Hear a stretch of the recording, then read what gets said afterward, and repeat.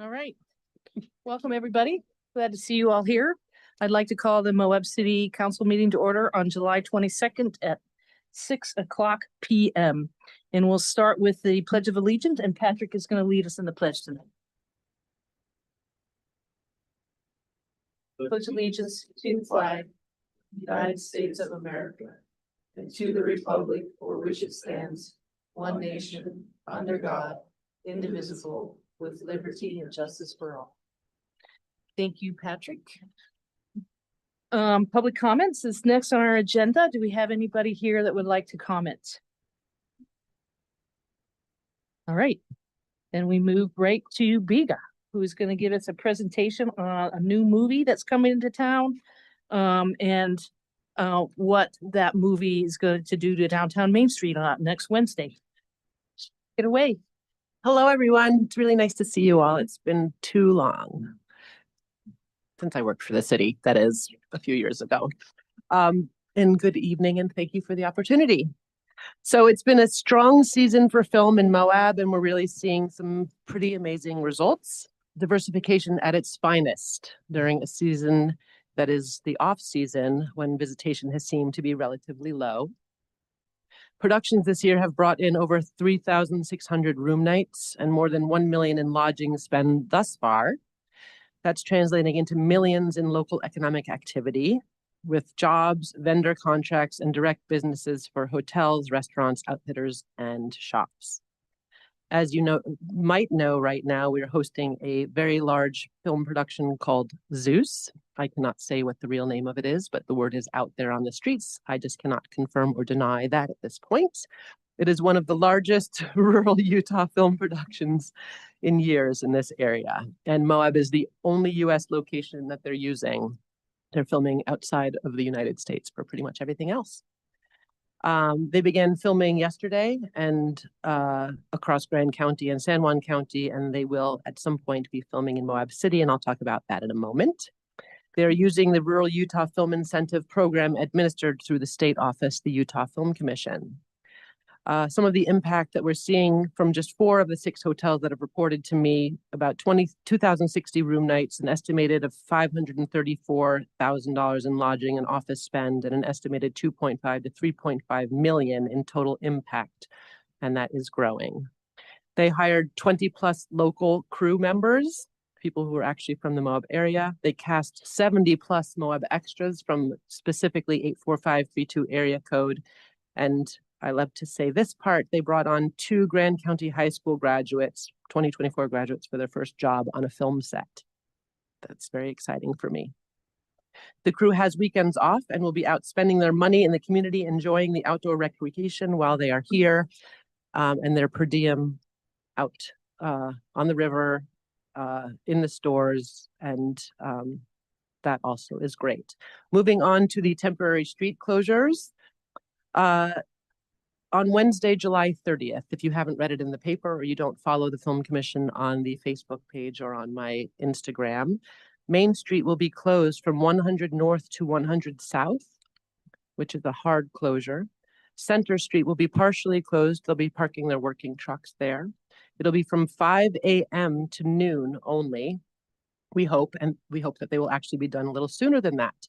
Traffic will be detoured via 500 West and Cane Creek, and 400 East will be used as a backup as well. Message boards have already been active on either side of town, and UDOT has notified and will continue to notify the truck routes as they come in so that they're aware of this before they even get here. This has been fully coordinated with the Zeus team, the Moab Police Department, Utah Highway Patrol, UDOT, and the Sheriff's Office, as well as your Moab City manager and staff. And that's pretty much all I have to report on that. But I just want to say to the city council members who are present, and Michael has heard this already, that you should have received an invitation from the Utah Film Commission and me to visit set that day, just for the council members only. If you have not, please let me know and I will make sure that you do. And please respond in the next couple of days if you have received it. I just need to know so that you have not. Then I will make sure that you do. Okay. I haven't either. Okay, so that's just for you guys only, sorry. We have a couple of legislators coming down too, which is really great to show how the impact of this on rural Utah is. So that's pretty much it. If you have any questions, let me know. And as I said in meeting that I just had at the chamber and last week at the commission, my door is always open and my phone is always on, and I'm happy to answer any questions. Questions for Biga? She did it. You did it. Yeah, good job. Because this Yay. is really exciting. Yeah. Great work. Thank you. Yeah, I just want to say thank you for all your work into this. And I think that doing this stuff like on Main Street, you know, like it is an impact upon residents and, you know, truck traffic, you know, and everything like that.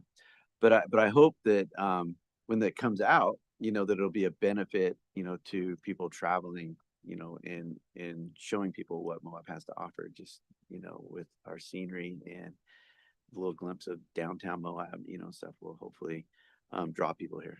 100%. I believe it will. And just so you're aware, they are not changing.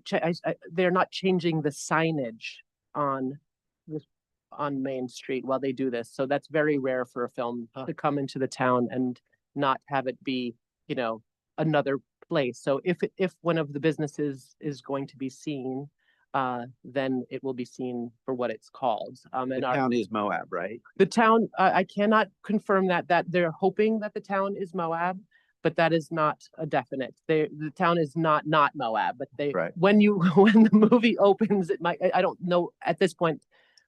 They can't tell me definitively that it will say, you know, Moab, Utah, but it will be Utah. I mean, this entire project is actually supposed to be the Grand Canyon, like Thelma and Louise was. So they're doubling this area. So no, but also they're not changing the signage, and maybe yes. How's that? Anybody else? Questions? Well, I just want to thank you, Biga. It's a great work that you do. I mean, I think besides tourism, it's just a very wonderful diversification of our economy that we hope continues to grow. And because of your work and your connections and your relationships, that's why we've seen so much here in the last couple of years. So thank you for everything you do. Thank you, Madam Mayor. I really appreciate you saying that. It's All an right. honor. Bet. Thanks. Let me know when you want me back next for a longer discussion. The next movie, the next movie. So, as you heard, Michael Black's been working with Biga on the UDOT situation, which has been great. He's been all supportive of that. We were a little anxious about it when it first was proposed, but his work with UDOT has been, and with Biga also, it's been really good, but he's not here. Danny's here. Our next three updates are from our departments. And so if you have any questions, Danny hopefully can answer for you. If not, she'll get it take back to Michael. Shouldn't Danny be up in the hot No. I told her she didn't have to because her name is not Michael Black. seat? See you, Biga. Thanks. So anyway, we'll just move right on with Alexi in Savannah with the sustainability update, which will move into what's happening with our energy efficient program. If you didn't notice, there's a new sign out front that's talking about all the work that these guys have been doing. So take it away, Alexi. All right, we have two objectives for this update. One of them is to give a brief update on the timeline and the energy projects that banner is a part of. And the other is to introduce a new staff member in the administrative offices, Savannah Thomas Rigo. So I'm gonna let her introduce herself. She's been an incredible help, and this is her third week. Hi, nice to meet all of you who I haven't met already. Alexi's been amazing to work with, as has everybody here. I've had a lot of good guides and good support. I'll be doing grants management and then helping Alexi with everything sustainability. So right now I've been diving into the Safe Streets for America grant. I don't think there's been movement on that since there was not a person to do it. So now that's what I'm working on. And then hopefully I will be digging deeper into all the different grants. If you have ideas, let me know. I'm very happy to be here. So thank you.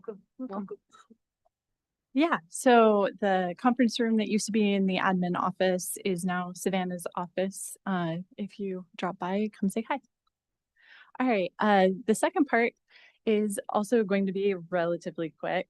The idea of going through what we've gone done so far with our energy projects is to kind of set us up for a couple other things that are going to happen this evening. Patrick's going to give a little bit more of an update about things in the MRAC, and then later on the agenda, we also have a consideration of a change order to this project. So the last couple times this came to the city council would have been in October when we had the findings of an energy audit that was conducted on city buildings, and then again in December when the city council approved an energy savings contract with McKinstry. Since then, that work has started. They came in and did an emergency leak repair in the MRAC, and also the chlorine generator and pool cover have both been installed and are operational. And then we have a whole string of things that are going to happen over the next couple of weeks, starting with things that have happened today and yesterday, getting ready for air handler units, HVAC units, I guess, in the city center and in the animal shelter. Today, there were cranes, animal shelter and at city center helping do some removals and placements on the roof. And then we'll also be considering that solar contract today. Coming up in the following days, there's going to be a lot of weatherization going on in the city buildings, doing film on windows to help with solar heat gain. Also envelope improvements going on in a lot of these buildings, and then at the end, evaluating all of those changes. I have a few photos to share of some of the things that have been going on, starting with the things that have been done. So this is the pool cover, the MRAC, and then next to it, we have the chlorine generator, which has been installed. So both of those are substantially complete. And then in the past couple days, we've seen this crane around doing some big machinery movement. They were at City Center this afternoon, and I think that might continue until tomorrow now. And then this is kind of blurry, but the reason I'm showing it is to show you the kinds of things that are going to be going on in the buildings in the coming week or two. Looking at pipe penetrations, other kinds of holes or gaps that are in our envelope of the building. So trying to manage the heating and cooling that's escaping through the windows and walls. So this is just one example of some of the changes that will be made at the MARC. But several buildings will be getting some of these treatments to try to help with comfort and also energy savings. The MRAC is also going to get an air handling unit, but there were some delays in the supply chain, and that's going to be coming probably late summer, maybe August or September.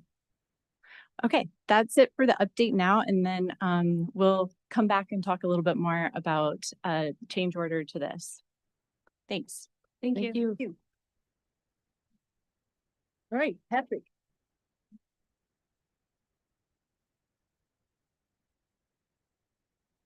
Hey, thank you, Mayor and Council, for having me. I just want to give a brief update about the state of the MRAC, the Aquatic Center, and elaborate a little bit on the McKinstry specific projects that are happening there. So as Alexi touched on, the chlorine generator is live. We've got it hooked into our chem feeders and controllers, and it is fully operational, and we've seen good results thus far. That unit can produce up to 120 gallons of chlorine a day just using residual salts found in the pool through hydrolysis. So it's really cool technology. A lot of other municipalities have adopted this. You know, for reference, we had 6 500-gallon tanks that we were refilling 3 to 4 times annually at a cost of roughly $15,000 to $20,000. And so we no longer have the need to do that. And so that's exciting. The pool cover has been great. It's going to help a lot with evaporation and heat to knock down those costs as well. And as Alexi touched on, the rooftop unit will come at the end of August and early September. So things are looking good on that end. As far as the rest of the aquatic center, the summer schedule's been running now for a month and a half. It's been well received by the public. Our hours have been expanded. We were able to bring back swim lessons in a really kind of robust fashion that we haven't seen in a couple of years, and they're filling up. So that program's healthy and well. We did hire a new aquatics manager and maintenance tech. Both of those staff members have been doing a great job. We've been getting a lot of compliments throughout the community about the water quality and the water temperatures and clarity. So things are going really well on that end. And I've pressed knock on some wood there, but there's always going to be projects and things that come up, but we feel like we're in a really good place and with staffing, equipment and everything else. So it's kind of what I have there. Are there any questions? Questions for Patrick? Pat, as you know, because I think a lot of these emails have been forwarded to you, we've been inundated with emails asking about updates about the skate park and where that was. It was, there was a lot of conversation, I guess maybe a year ago about it. So can you just update us and let us know if there is still conversation about, there is still movement towards that? Yeah, absolutely. So the skate park conversation, it's come to the forefront. Trying to identify that as a priority within the other scope of work and other projects we have within the department. We're aware that there's a lot of community interest. I personally have been in contact with American Ramp Company about possible designs and what that would cost. There's possible grant funding available as well that we've been exploring. We're open to that conversation. We realize that was identified in the Parks Master Plan as being a community priority among some other big projects here. So definitely something that's on our radar and that we would be happy to sit down with any stakeholders to discuss for sure. Okay. Yeah. And just to follow up, is that, how can we communicate to people how they can stay engaged with the process? Because that's a lot of the content. Sure. Yeah. So they're welcome to reach out to me directly, or if they, contact one of you, they can, feel free to pass them along to me. I've met with a couple people in person, that Southeastern Utah Coalition for Concrete Athletes. It's like That crew, who I think attended a previous city council member or a meeting a couple months ago. I've sat down and met with them on a couple different occasions just to get their feedback on sort of, what their vision might be, the user groups and different things like that. And so we have a pretty good feel for some of these stakeholders and what the community interest and desire is. And now the next step would be, the prioritization of something like this over what the other projects we have in the hopper, and then starting to look at funding sources for plans for design. Yeah. So Just keep in mind, the priority that you guys set for wrap tax is the ballpark. Yeah. So, and then the work that's continuing at the pool. So for our next budget, that's kind of the priority now. That can change if you wanted to, but at this point, that's what we focused on. And my hope was that maybe this could be a Utah Outdoor Recreation grant funded project, or, some separate revenue stream or source. Yeah, that's what I was kind of thinking, hoping that we could have maybe a couple projects through grant funding, or try to at least explore getting grants for like the skate park and stuff like that. But I just don't want, I know there's a lot of interest. I've seen it all. We saw it here. I just don't want people to think that this is going to happen like next year. Yeah. So there are other priorities, and I think this will be one of them. Yeah. But I just don't want people to think that, next December, there's going to be a new skate park. Right. But there's a lot of work that needs to go in. we To can plan wait till for that. January. Yeah. I do have one more skate park related question. Sure, go ahead. I'm also wondering, and Pat, I know you have a better sense than anybody about the needs for like ball courts and other things in the community. I know that is one of the competing factors at Swanee.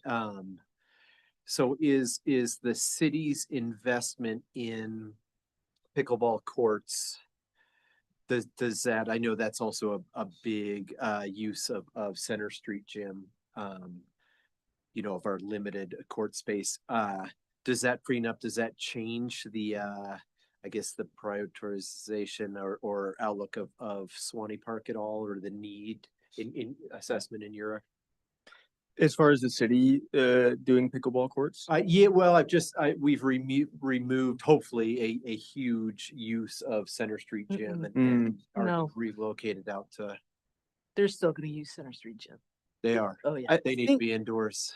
yeah, I think they do primarily in the summer and the winter, because summer's too hot for outdoors, and most of the time that they use in the gym is during the morning. Right. And so when the kids are in school, so typically there's not a lot of interest outside of that for those gym hours.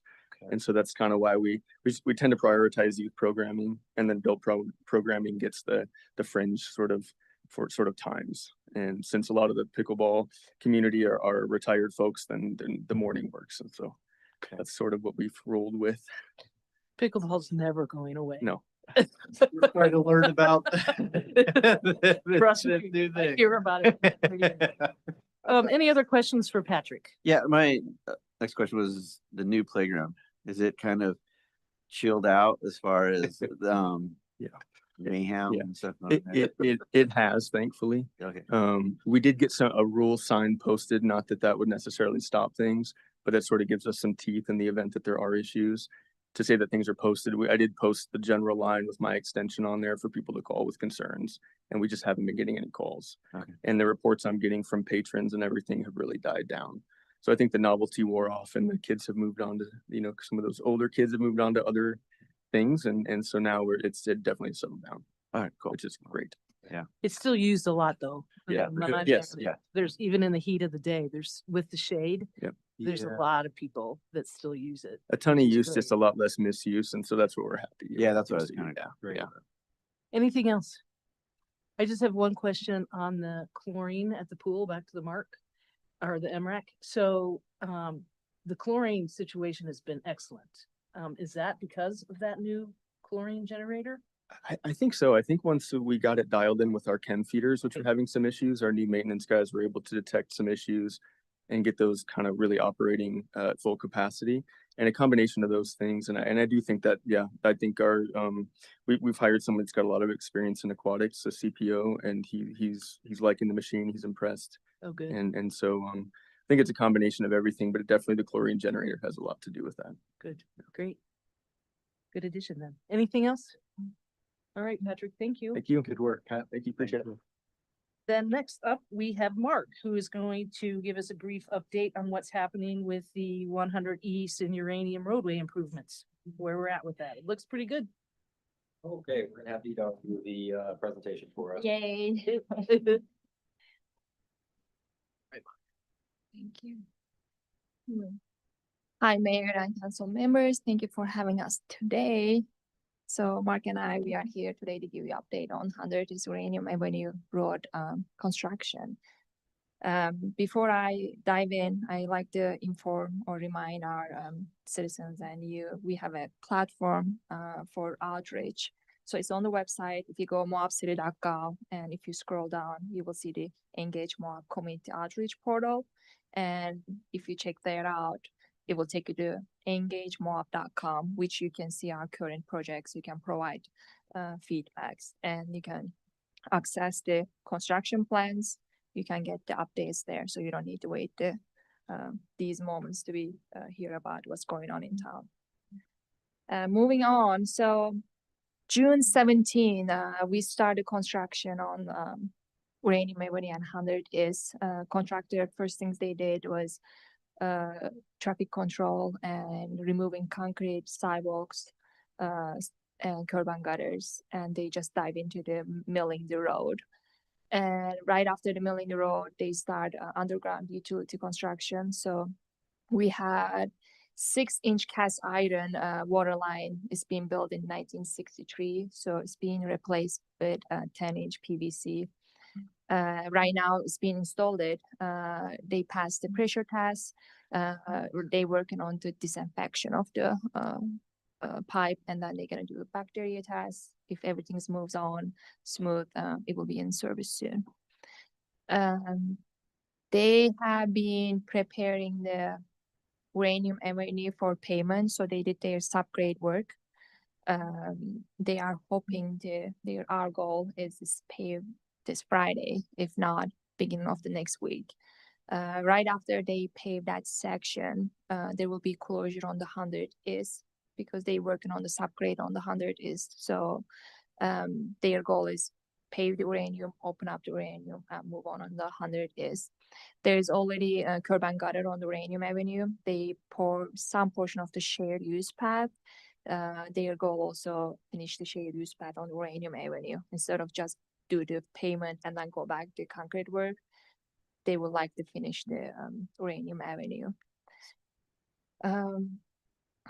So traffic control and pedestrian safety is seriously we take in. It's very important. So thanks for our construction manager Beecham. He keeps eye on this construction site, and he cares about our safety of our citizens. So if anybody who drove at the city market, they are aware of the closure of the Uranium Avenue and 100 East. So that closure at the Grand Avenue sometimes moved to the side of the city market's driveway. So you may sometimes be able to access to 100 East, sometimes not. It's just keep move south to north. But we recommend anybody, please use the Grand Avenue, please use the highway instead of try to go 100 East. Anybody who needs to go to school, there's a pedestrian route. They have to go through the 100 East and go to parking lot of the school, and then that's tied to the Mill Creek pathway. So construction crew didn't remove the sidewalk in that 100 East section where it's a dog park, so just they keep that one for those pedestrians to access. There is a hotel at the Uranium Avenue, that corner, Gravity House.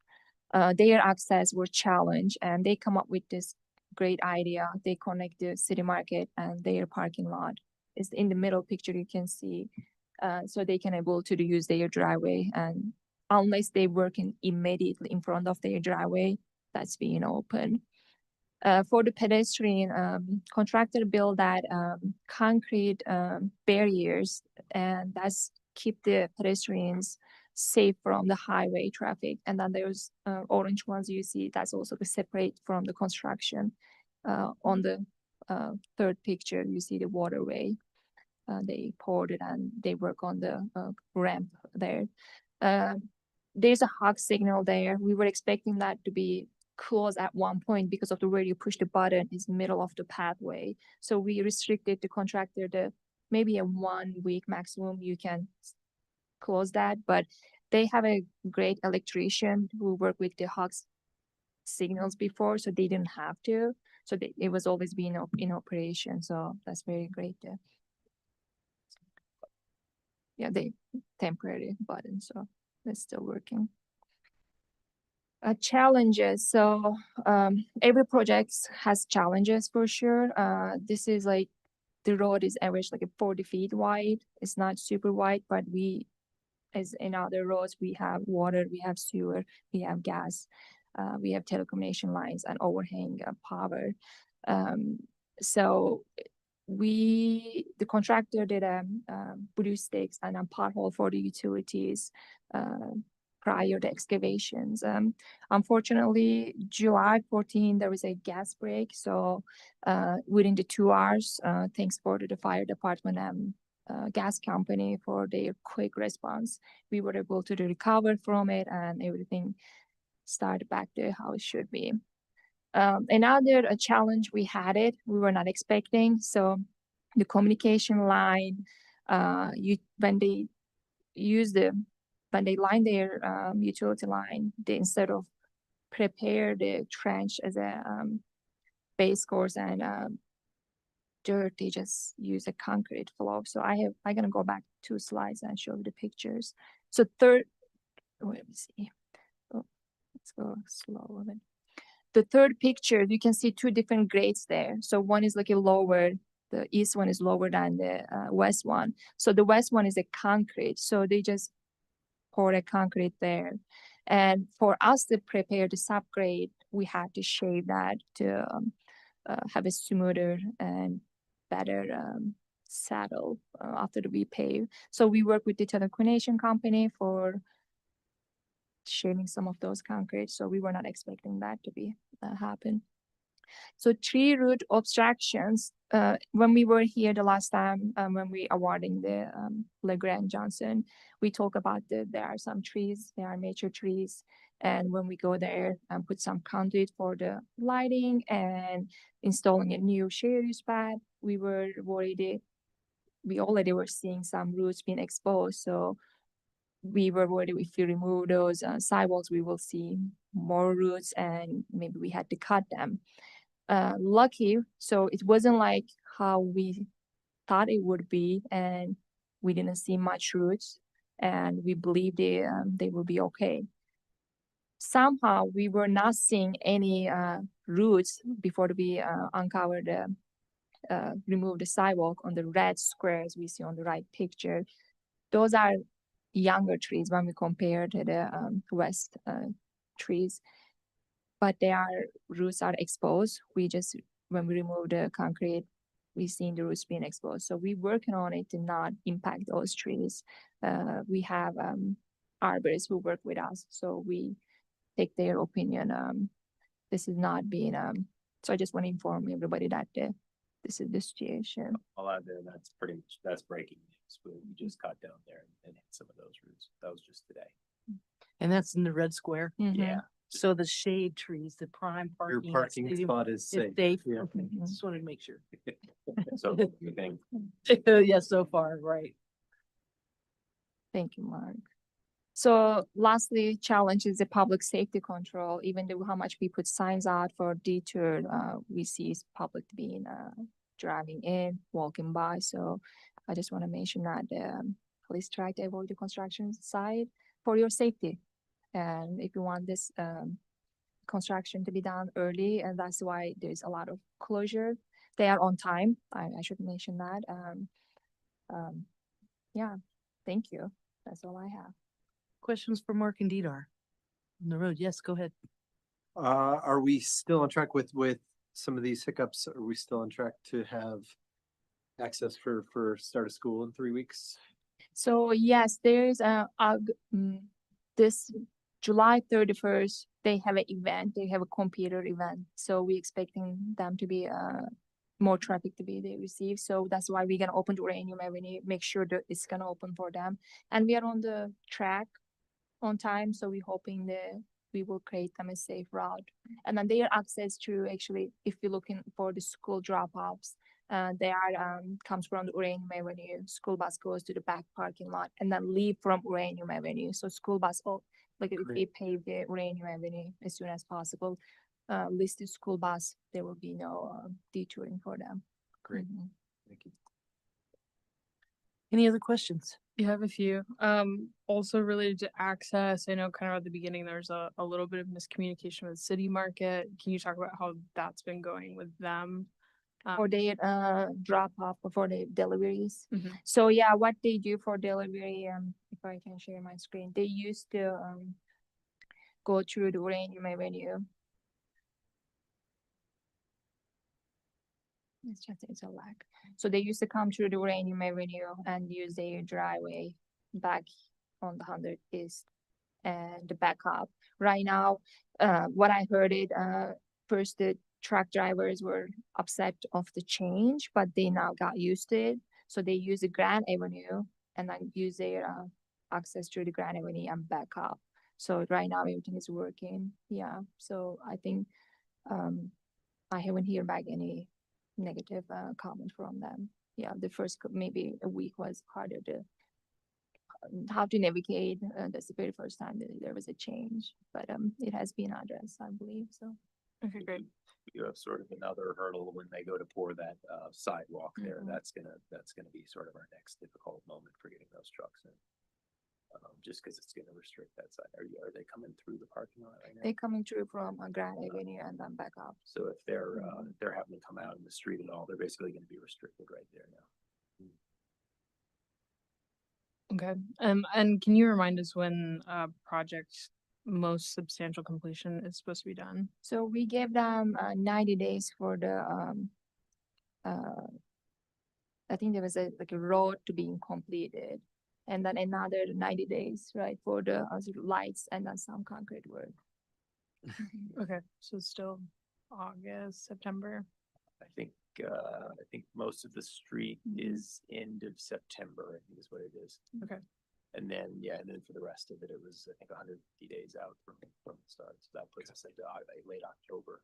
So that's when the lights could be going in, could be later. Okay, thank you. The drinking fountain. What about it?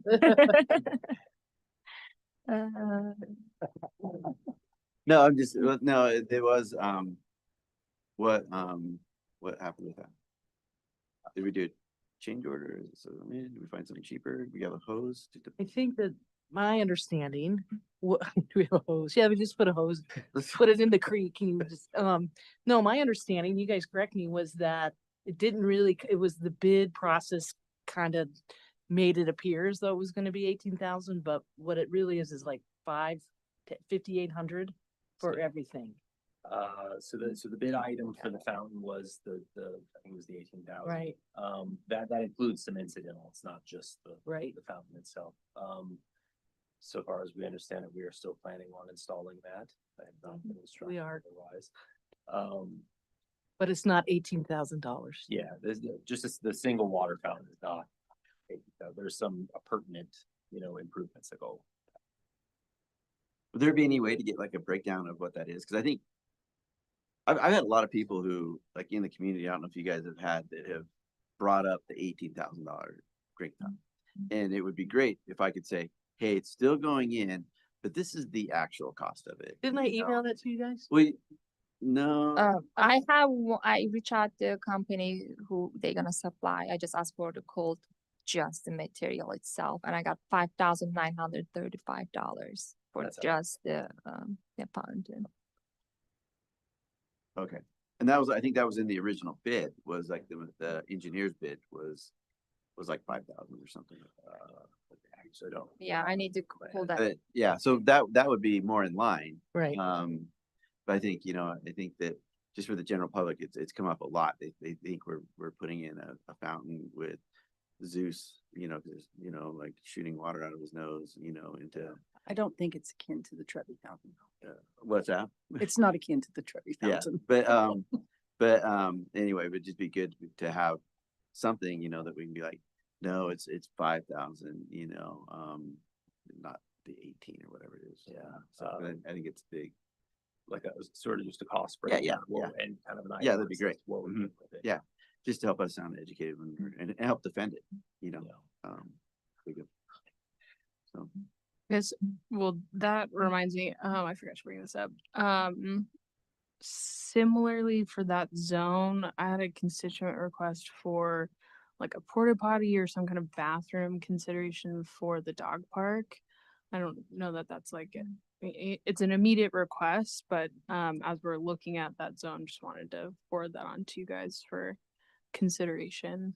Okay, Mhm. so for sort of permanent use, we would have some sort of porta potty or something out there. Yeah, I mean, that would make sense. Yeah, it is Yeah. a park. The nearest one is you have to go all the way to Groff. Yeah. Yeah, we can look at that one. if that's- Yeah, it wouldn't be part of this project though. Yeah, no. Yeah. It'd be Yeah. something else.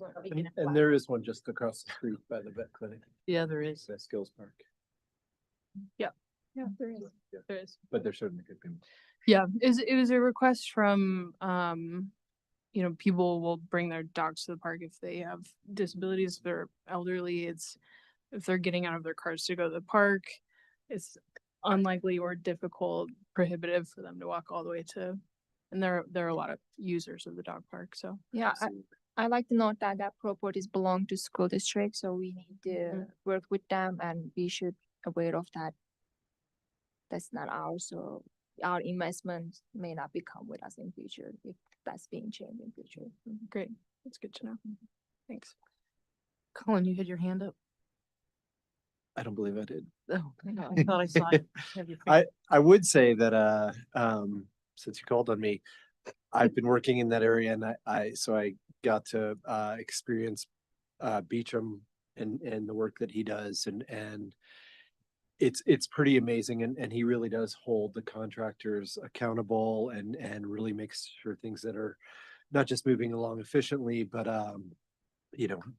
to our, our highest expectations of them and it's really neat for me to see just kind of that inner workings of how these big projects Thank you. Thank you for mentioning. We see that every day, but I'm glad that It's being real, seen. it's really neat. Yeah, yeah. And I was really impressed, and I learned a lot about the I guess the concrete and fill on the utility and stuff. And these are things that so many of us just don't think Oh, about, right. and just all the little nuances with a huge project like this. And so it's really important to have somebody like Beecham on the ground and just there all the time.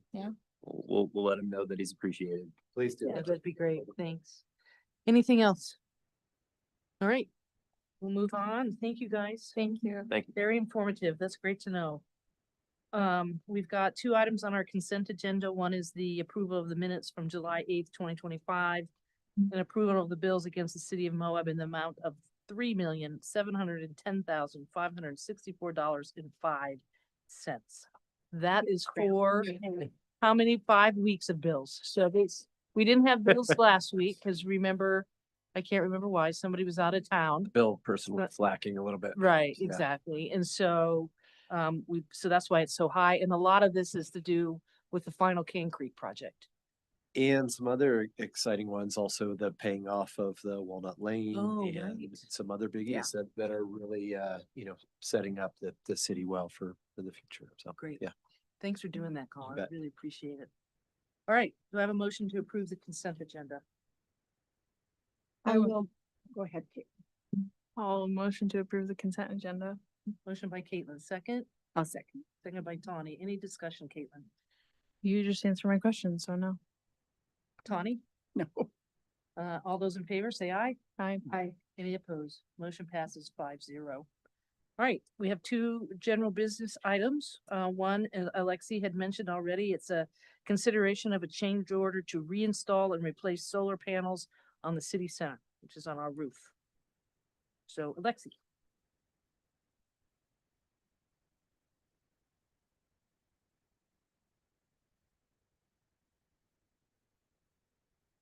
Okay, we're gonna talk about the change order that I teased earlier. I'm here with Jason Grooms with McKinstry, who's going to help give us an overview of the project. Thank you, Alexi. Good to see you guys again. So the first question that is going to come up is why are we talking about this now and not at the beginning of the project last fall? Answer to that is Mother Nature. Big hailstorm earlier that required a lot of roof replacements citywide. There was a lot of roof damage. And the single biggest factor we look at with solar is pairing it with age of roofs. So if you think about it, you don't want a 10-year-old roof putting a brand new array on there that you're going to have to re-roof in 15 years when your solar array still has another 15 years of life after that. It absolutely blows up the economics of solar. So what you guys have there on there currently, your guys' situation is just a little bit more complicated, more exciting, I think. But you currently are faced with a roof that needs to be replaced, but currently having existing solar on there. What you guys have there right now, there's kind of two separate arrays. You have the one flat roof array on the west side that was installed back in 2010, so about 15 years ago. Those panels themselves are right at 250-ish watts per panel. Total is about 37 kW production. If you look at what you guys have on your pitched roof, which was installed a little bit more recently, 2017, and those panels are actually at 350 watts themselves. Just that 7-year period, the amount of production we can get out of panels today is monumentally more. We'll talk about that more in a minute. But that one other thing I wanted to point out on the pitched roof, just to frame this discussion, is that the inverter system is residential style for a commercial application. The inverters essentially take DC power from the solar panels themselves and convert it to AC usable power for the building. So integral in any solar system. But what you guys have on there right now on the pitched roof section is a little bit MacGyvered. It's essentially you have 3 separate inverters, each corresponding to one phase of a 3-phase power system. I won't get too nerdy on you, but essentially what is recommended in that application is a single inverter that handles all those 3 phases simultaneously. That avoids inverter replacement costs being triplicated. And there's some small safety concerns with that style residential system in this application as well. We'll talk a little bit about correcting that problem on the next slide as well. So together with Michael and Alexi and some of the Moab team, we looked at kind of a smattering of these four options that you guys could look at. So the one known is that you have to replace the roof and these panels have to come off in order to replace that roof. This is the foundational kind of facts that we're working with. First option, deinstall everything, rip it off the roof, throw it away, recycle it, forget it ever happened. The benefits of that is it's not much added cost. You're just paying extra deinstall fees from the roofing contractor, not a huge deal. But you have a ton of sunk costs associated with that from the panels from 2010, as well as the newer panels from 2017 that have a significant amount of life left. And that actually blows up the cash flow from when you guys did this project back in 2010 and 2017. It negates the financial gains of that project. Lose out on utility savings, obviously, lose out on the emission savings, obviously. Second option, take the panel off, re-roof it, and then reinstall everything. Slightly higher added cost, but still pretty low. Sunk cost is minimal because you're reusing the panels that you have, but it also blows up the cash flow. If you looked at reinstalling that 2010 panel section on the flat roof, essentially that panel array only has probably another 10 at maximum years of life left. So you're going to be faced in this negative cycle of having your roof age replacements overlap with your solar array replacements every 20-year cycle. And every single cycle of that, it just destroys the cash flow as well. So not optimal from a reinstallation standpoint. I'm going to jump over to number 4. That option, completely replace everything on there with new solar arrays. Obviously, that's the highest cost. That is also high sunk cost because you are sacrificing some of the remaining life in the 2017 array. It does have positive life cycle cash flow for those arrays. You get the greatest utility savings, you get the greatest emission savings. However, if you look at number 3, we feel like this very much kind of skirts the level of being financially responsible, minimizing sunk cost, and doing kind of what's best for the situation at hand right now. For a moderate added cost, we're looking at minimizing the sunk costs, keeping that 2017 pitched array, removing and replacing with a higher production array on the flat roof, has a positive life cycle cash flow, pretty dang good utility savings, pretty dang good emission savings. And if you want to go to the next slide, Alexi, we actually, Michael and Alexi asked us to produce kind of a cost benefit analysis for that case. And our engineers ran the life cycle data, ran all the replacement costs, ran all the budgetary costs, and confirmed that reinstalling that pitched roof and milking the rest of the life out of that array would be more responsible than replacing with an entirely new array or not doing anything and not having an array on there. So it was kind of a data-backed decision on that hybrid model. Going to go to the next one. This has kind of some highlights of the project that we're talking about. So like I said, new flat roof array. If you remember, what you have on there right now is 245 watts. These new modern panels are 570 watts, so more than double the production. So that's more than double on that 77 kW from 36 or whatever it was. We would recommend, based off of that CBA, reinstalling that pitched roof, and we would recommend correcting and combining the inverter system. So not only here would we redo that pitched roof array inverter system to be a single inverter, we would also tie it into the inverter system on the new flat roof array so that you guys only have that one inverter system. You reduce that redundant maintenance cost. It improves visibility for the array in total. And it's a much safer, more efficient system overall. Financially, we would guarantee those annual energy savings at $14,270 a year. The next point here is very, very big. The cost that you guys see does not include this projected funding of $170,000. That reflects roughly 30% of the project's totals, and that is through the Inflation Reduction Act, ITC. So we know there's a new federal administration. The one big beautiful bill that was passed does affect the IRA and the ITC tax credit. The good news is it does not affect this project based on the schedule that we're projecting right now. So right now we're planning, with approval today, we would plan on starting construction roughly October. That's about the time frame for lead time on materials. We would plan to place it in service prior to the end of the year, so by December 31st. This is subject to Rocky Mountain Power's permission to operate and all the intricacies there. But the fact that you have solar on there right now, it should be a pretty streamlined process. But given the fact that we would plan to fully install, place in service, and make this thing operational prior to the end of the year, secures these tax credits that you would apply for next year. Super high level Inflation Reduction Act, the investment tax credit incentivizes clean energy projects like this. The base level is 30% cost in the form of direct pay.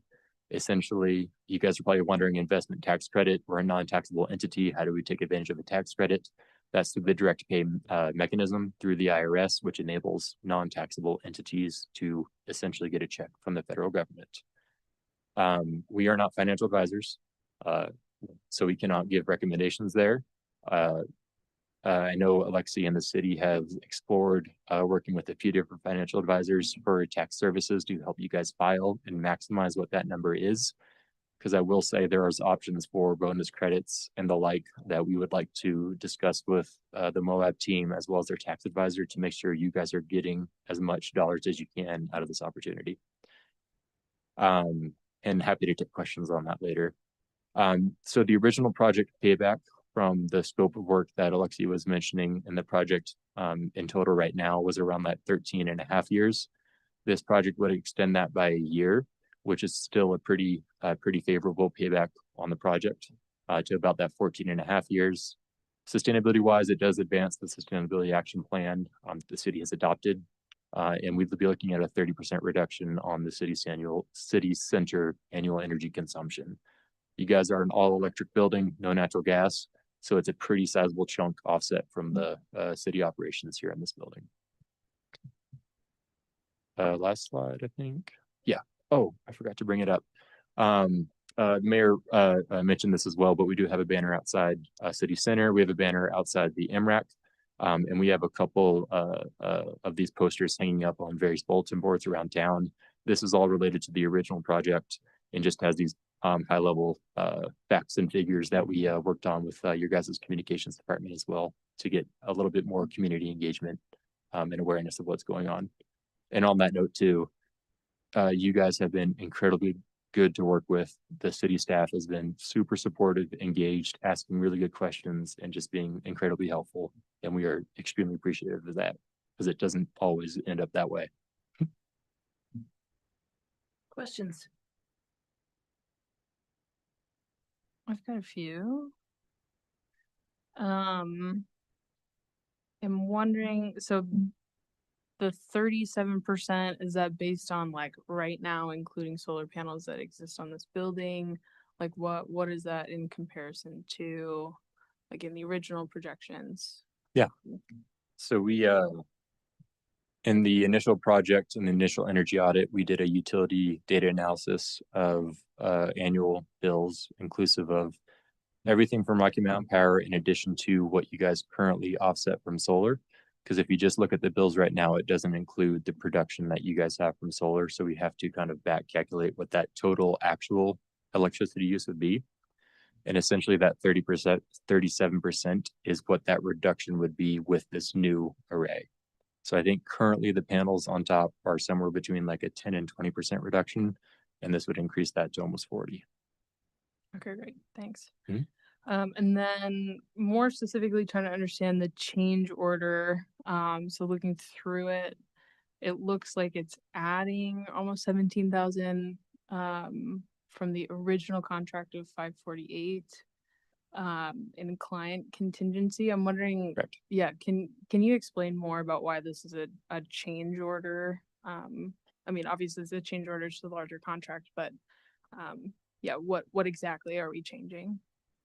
So let me clarify a question on just the change order process in general, and then a question on contingency. Am I understanding you right? Kind of. I think my understanding is this is a change order in part because it's adding about $17,000 in cost from original what was in the contract. I'm wondering, are there other things other than that cost change that are specifically changing, or like what's the full scope of this change order? The $500,000 number is the extent of the change order for the entire solar system. That is a change order based off of in addition to the original, it was roughly 1.9 on the original contract. So that's the change order that is in addition to the initial scope of work that's in construction right now. The $17,000 is the contingency allowance. So essentially that is, I believe it's a 3% is what we did of Moab City control contingency. So anything up there that we find that we need to put more dollars to correct any unknowns or any discoveries during the process. Essentially, the city has control over that budget. And the city approves within that 17 grand amount remaining of work to correct whatever discoveries that we find. If that is not used at the end of the project and everything is hunky-dory, then that money goes back to the city or it's uninvoiced. Okay. So to make sure I'm understanding, so is this an increase from 1.9 million total to like 2.4? Correct. million? Okay. Correct. Okay, thank you. But I would add to that, only adding roughly a year of payoff time, Correct. which had some confusion of that. You answered that question very well. Yeah. Thank you. Yeah. It only extends the life cycle of the comprehensive project by roughly a year. So, I got a couple questions for you on this. So do we know like what the original cost was for the original solar panels of what we put in that, when the MRAC was built or whatever in those posts? I'm gonna have to go look in some files for the original cost. Some of our solar panels were partly Rocky Mountain Blue Sky grants. So I don't have a total for the original cost for the, different solar panel projects around town and specifically the two that are on this building. But I could find it, or I can try to find it, I will say. No, I was just wondering. And then, so that whole array that's up there now, we either got 15 years out of one part of it, and then we got, roughly 8 years out of the other project of it. But the one that's kind of failing or whatever is the one that is only 15 years old, is that just because it's old technology that was put on there? Well, we could reinstall the 15-year-old one. And the reason we wouldn't is because we're putting old panels on a new roof and then we would end up in that leapfrog position. So we have had damage that have required repairs to our solar panels before, or other maintenance costs, but it would be possible to keep the old panels if we wanted to. It's just that installing old panels on a new roof, they will need to be replaced in like near term. So that was the decision to go with this hybrid solution. Do you want to add to that? No, you said it well. Essentially, it's getting you out of this negative feedback loop of a life cycle payback. We are going to recapture the remaining life on that 2017 array because there's typically these panel arrays last roughly 25, 30 years. Typically the power warranty on them starts at like 25 years saying it's going to be 100% production. And then after that, they linearly degrade roughly like 1% a year. That, to Alexi's point, that 2010 vintage one, they would degrade to the point that you would want to replace them midway through the life of the roof that you're putting on this year, which would then kill the financials of the project if you were to reinstall the solar or replace the solar at the end of life. I guess, do solar panels you're not replacing the frames that hold them, you're just replacing the panels themselves, right? Or do you, so like a panel goes bad, can't you just take that panel off, leave the frame there, put a new panel on top of that? Good question. When you replace arrays in total, you are typically replacing the racking systems. Typically, they're manufacturer specific for the panels that you get, and solar manufacturers, as you can guess, change rapidly. So the racking systems are typically replaced with the solar arrays. Typically, yes, you can modularly replace solar cells modules themselves. Typically, that happens due to hail damage. Panels go bad just randomly, and they're warranted. But you wouldn't really do that in the case that the power is degrading over time. At that point, if you have one or two panels that are severely degraded, you more than likely the entire array is degraded to that same point. So only in the event of extreme damage or warranty issues would you replace them on kind of a panel by panel basis. And then was there at some point I could be totally off base.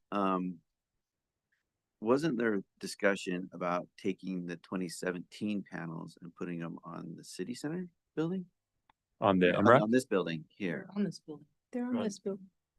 We haven't discussed the MRAC at all. I know, but I thought that like there was discussion that those ones, like we had this discussion about having to replace solar panels and the cost of it and stuff like that. And the ones here were failing or were needed to be replaced as well. So there was thought of maybe taking the ones off of the pool and moving them up here. Or is that my totally? We definitely had some discussions of that, and I think that we were operating on some misinformation about the age of some of the panels and still the efficiency of them. Cause the ones at the MRAC did they, with that roof work, did they just get pulled? Are they still in operation?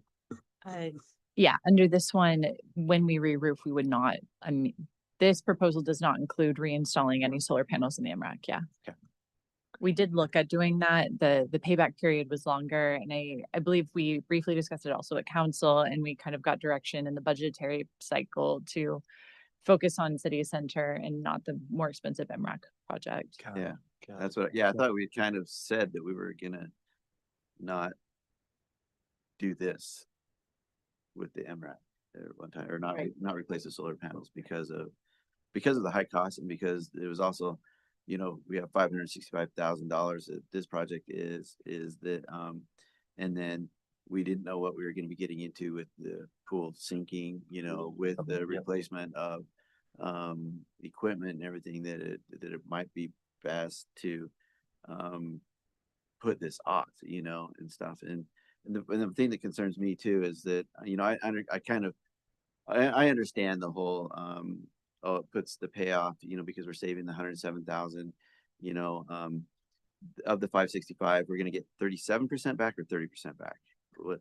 About 30%. So the total cost of the project, I think, would, if we receive that, come to like 395. Yeah. And then there's some other things that we can work out about whether it'll be 30% or higher or lower, but that's the general assumption that we're making. And can I add one thing to that too?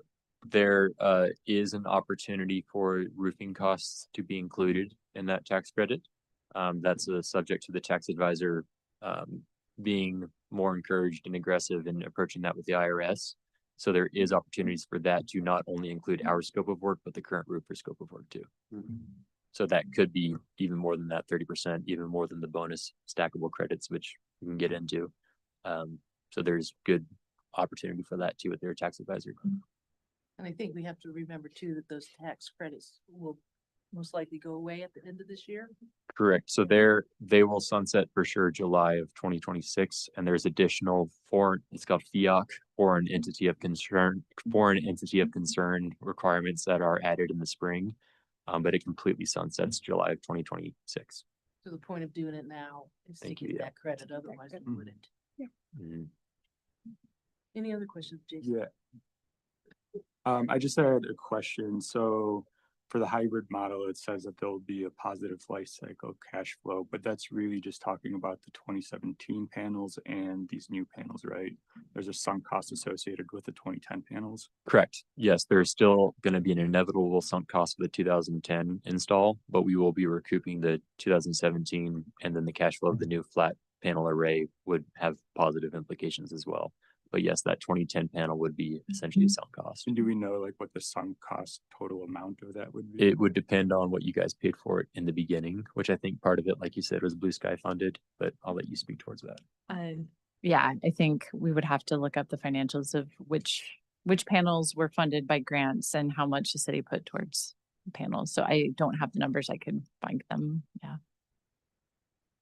And then there's an M&V year one that's for $5,232. Is that a maintenance fee for the life of this, or is it just year one? That is the year one, what's called measurement and verification, which were required by the state, since this is a state program to include, and that's essentially the measurement. It's the measurement verification. Use the definition for definition.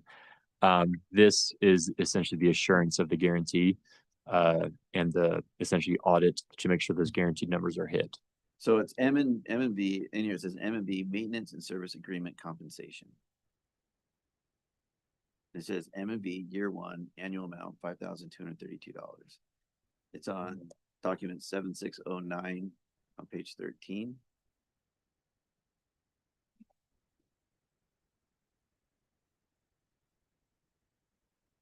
It should like all the way at the end. It's in the pro forma. 11, 13. Okay.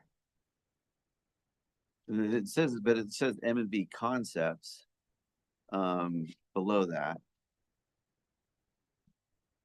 Are you looking at like the tier 1 and tier 2 I'm looking page or? Maintenance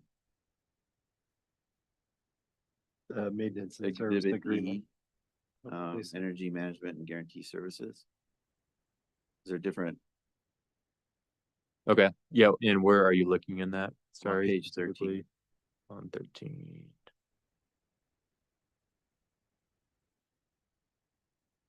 Is it page 13 of the PDF? That's what- Page yeah. 13 of Yeah, the document? PDF, the PDF, Okay, sorry. So it'd be page 12. So page 12 of, okay, Oh, sorry, I'm just on the agenda thing. oh, thank you, yes. The city center. So that, I believe that actually might be a typo. So M&V is measurement and verification. And what you see there under it, city agrees to pay McKinstry the additional sum of 5,232 for the measurement and verification program as described therein, and then the entirety of the next following pages describe what that program is. The MVP protocol, which is the International Performance Measurement and Verification Protocol, how it follows that.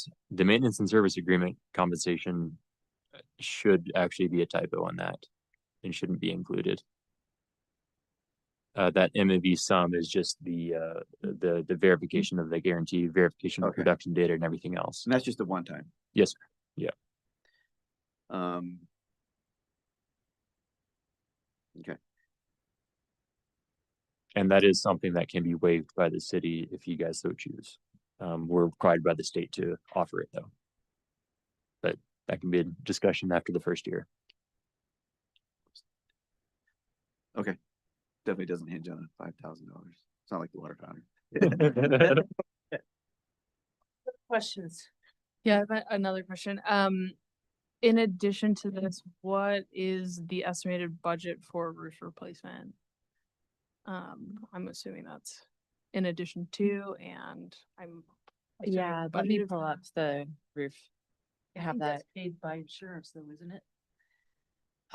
Some of it is paid by insurance. Yeah, there's definitely depreciation calculated in, so a lot of it is paid by insurance, but it will cost the city some on a farm. And that has also been going through, we've been working with Barry and Levi on that part of it. So I can pull up some things that they've sent me. And Danny, that's in the budget, the roofing's in the budget. Okay.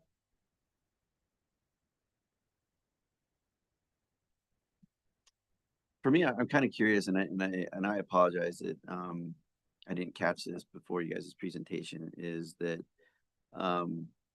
I'm curious what the sunk costs are from the original solar panels. You know, like how much the city's into that, and you know, of that, like what the original lifespan of that was supposed to be. You know, and if we came close to that lifespan, and what was, you know, because the sunk costs are a concern, you know, if we're just going farther in the hole, you know, or farther down this rabbit hole, you know, I'm gonna call it financial hole, or rabbit hole of trying to make this happen, you know, solar panels. So that's concerning to me, or that's something I'd be interested to kind of know if possible before. I don't think, Jason, that would show, I mean, just knowing the sunk costs of the solar panels and the installation wouldn't paint the entire picture, because then there's also our savings. You know, we ran those solar panels for 15 years, and I think that's about the average for, you know, a paying off something like that in an array like that. And I don't know exactly That's exactly what I was gonna Yeah. say, Colin. That 15-year period, it should very much reduce the sunk cost in the 2010 array. The 2017 array was the one of particular concern, and the fact that we can recapture the remaining life of that is positive, because that eliminates the sunk cost of that system aside from deinstalling and reinstalling. But the 2010 array, I would say that probably cash flowed somewhere around that 15 to 20 year mark, depending on what you guys paid and what the Blue Sky grant included. And I would say you guys milked a significant portion of that out, which is positive. So I would. And I get that part of it and stuff, but it's, but for me, I'd kind of be interested into the, like this says annual energy savings of 14,000 per year, and if you look at it as a standalone, of energy costs, not including, the pool covers and the HVAC systems, and everything like that, you look at it as a standalone system, at $14,000 per year of fuel energy costs, savings, this has a payoff, and this isn't including the tax deductions, and stuff like that. It's about a 40-year payoff period, 30, probably 38 years, or something like that, and stuff. And so it's like, and so like rewinding and looking back to the past, it's like, oh, this one, we only got 15 years off of it before it had, positive cash flow. Where are we at in this, where it has positive cash flow? Are we at that 40-year period, as a standalone, not including the other things, but it is a standalone energy savings module, if you will. Yeah. Does that make sense what I'm saying? And if I understand correctly too, like one of the things that we need to be mindful of moving forward is avoiding the increase or like associated costs with that leapfrogging that you're talking about, right? So potentially if we stick with these, like then they are out of phase with roof replacement. And so like we run the risk of killing the future life cycle of future solar panels. Is that correct? Or... Yeah, and I don't want to discount your point at all, because that is extremely valid. But with the Inflation Reduction Act, we would be somewhere, I think, within that 20-year time frame. The warranty on these panels for power production is 25 years. You guys won't replace your roof in that 25-year period, aside from a hailstorm, which insurance should really cover the panels as well. And then, yeah, to Luke's point, it does get out of that leapfrogging kind of cycle that you can fall into. Okay, I'm going to call for the question. Do we have a motion?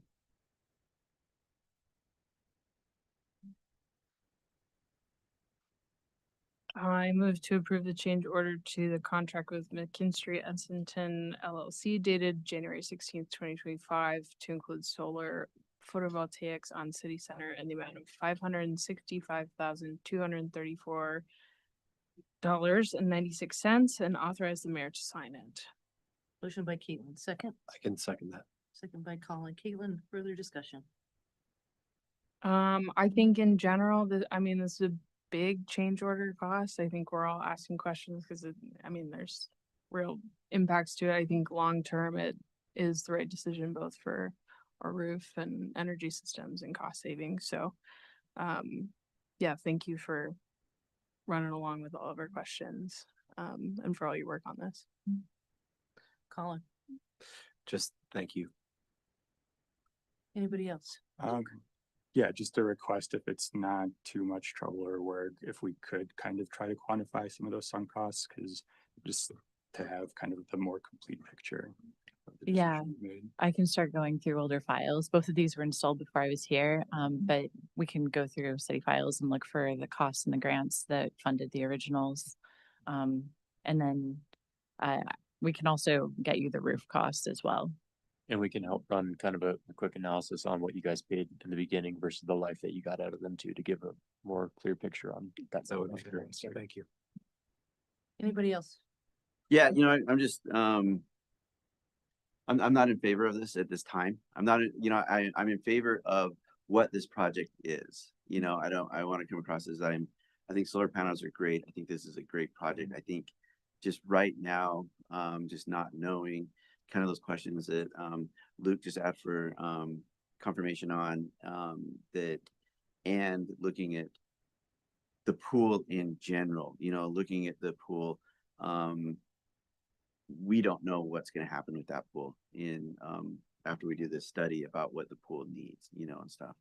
And so I think that, you know, 565,000, $500,000 is $500,000, you know, and while I think that things are, you know, kind of ending with this administration, you know, that, we don't know what's going to come about in another administration or an alternate, something that could come out. So we, in a way, we are kind of chasing what we think is good right now and stuff, which I agree with, or to some extent, like we know what we know, you know, and what we don't know, and stuff. But I just worry that, you know, I think the last time we did this, with all those energy saving things, they were energy savings that, you know, that we were going to see a return on fairly quickly, and we will see a return on this. This is kicking it way out down the road, and there's just too many question marks for me, you know, and kind of looking at, you know, like, hey, this does pay off if you count this other stuff, you know. To me, that I want to see this stand alone, you know, as energy savings. And so I think it's just not a good use of that money right now, today. And so that's, I'm gonna leave it at that. Great. Tony, do you have any comments? No. All right, all those in favor of the motion to approve the change order to reinstall and replace solar panels in the city center, say aye. Aye. Any opposed? Aye. Roll call, Caitlin? Aye. Colin? Aye. Tawny? Aye. Luke? Aye. Jason? Nay. Motion passes 4-1 with Jason in opposition. Thank you. Thank you. Thank you all. Guys, thanks. All right, our last item of general business is consideration of a contract for lobbyist services with the Bennett Group, DC. We've got Tim Stewart and Ryan Levitt on, and I believe Nathan is also with us. Just have things moved so we can actually. See. Come on, buddy. Come on. Yeah. Just gonna try to. Okay, there we go. Hang on. Let's see if we can move them up so you can see them. My mouse hates me today. I'm sorry. Here, so Tim is sharing his screen. I kind of moved this so they're out of the way.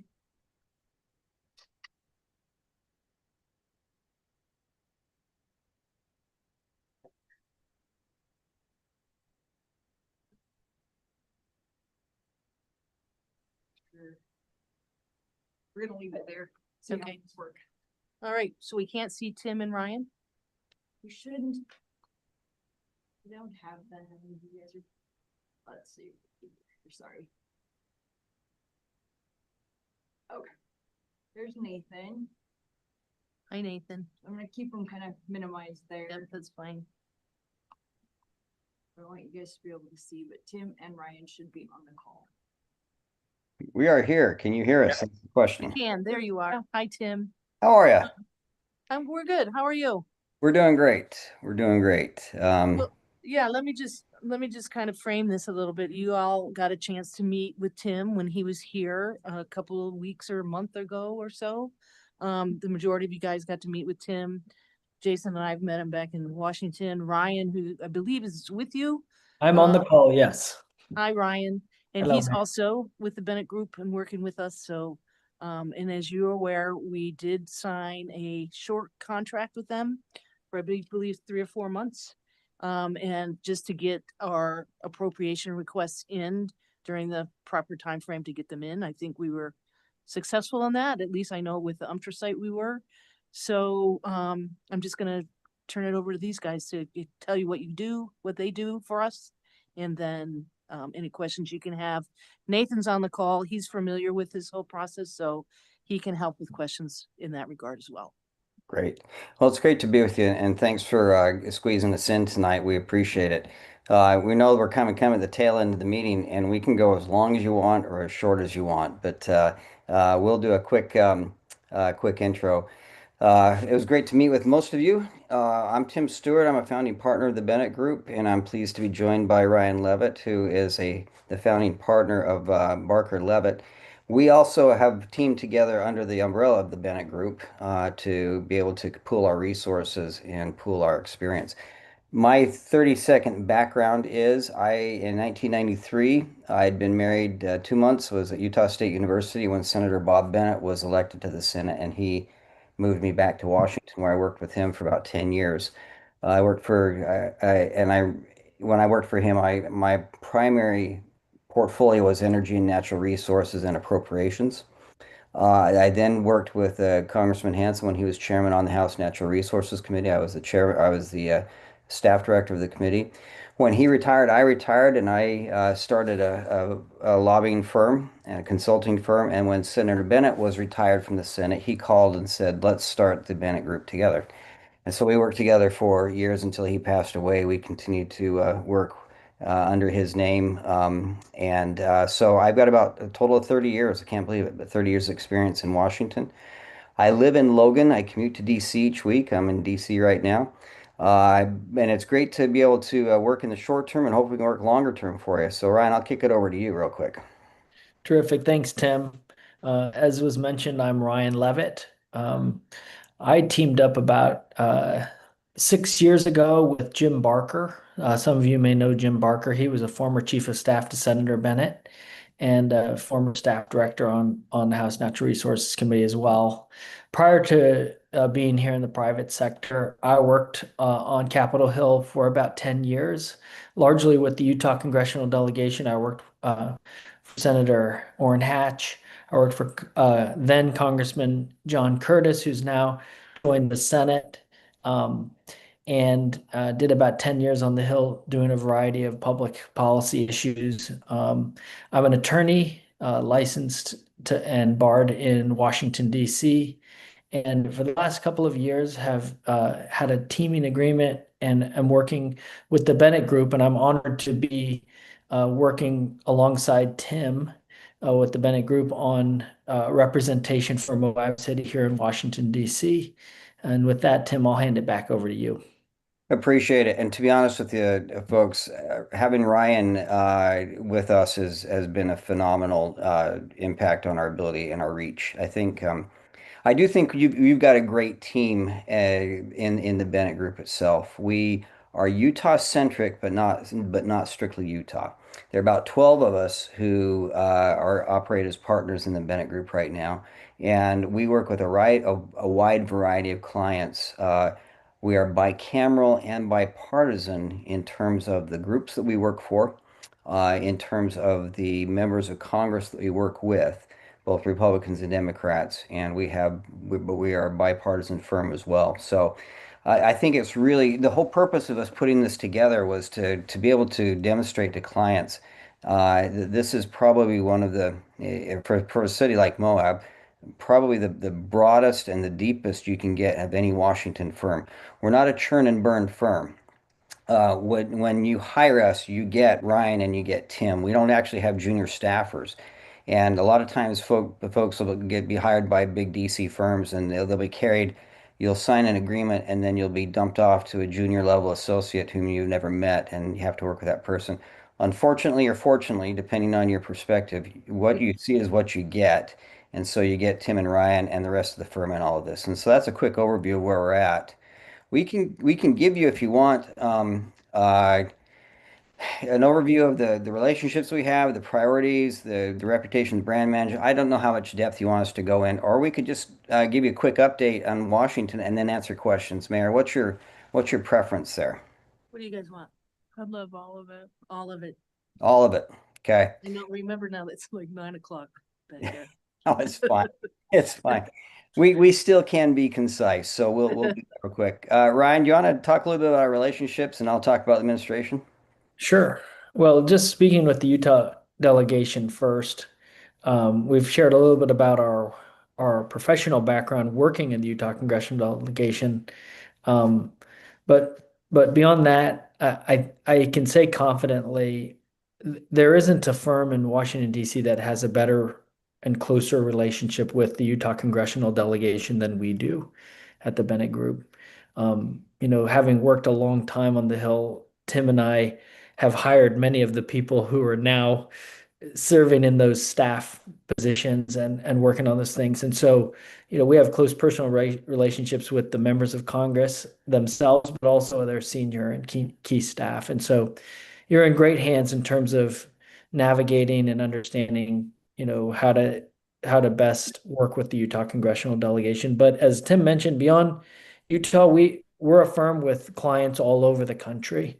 We work with public and private sector organizations all across the country. And we have strong relationships not only with our Utah congressional delegation, but with, key committee staff and, other congressional offices who are serving on key committees in the House and the Senate that have an impact on issues that are important to Moab, whether it be, on the appropriation side or the authorization side. We've been in DC a long time, and my practice is very heavy focused on working with public sector folks, that state, county, local governments, public universities, transportation districts, water districts, folks who are engaging with the federal government, really seeking federal assistance or federal investment in public infrastructure projects. And I know these are things that, Moab is, in seeking some representation in Washington, D.C. These are some of the things you're interested in, is trying to unlock as much federal funding and federal investment in some pretty important public infrastructure projects for the city.